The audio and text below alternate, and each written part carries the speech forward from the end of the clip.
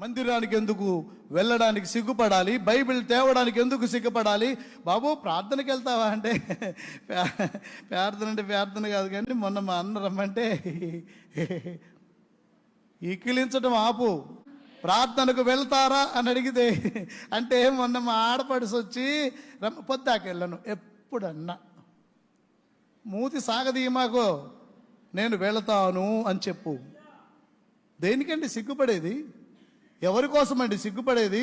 నా దివ్య గ్రంథం చెప్తుంది కదా, నేను క్రీస్తు భక్తుడను అని చెప్పుకోవడానికి సిగ్గుపడక ఆ పేరును బట్టి నీ దేవుణ్ణి నీవు మహిమపరచు. ఆమేన్. లూకాసు వార్త 9:26, నన్ను గూర్చియు నా మాటల్ని గూర్చియు సిగ్గుపడువాడు ఎవడో వానిని గూర్చి మనుష్య కుమారుడు తనకు తన తండ్రికి పరిశుద్ధ దూతలకు కలిగి ఉన్న మహిమతో వచ్చినప్పుడు ఆయన మిమ్మల్ని చూసి సిగ్గుపడతాడు.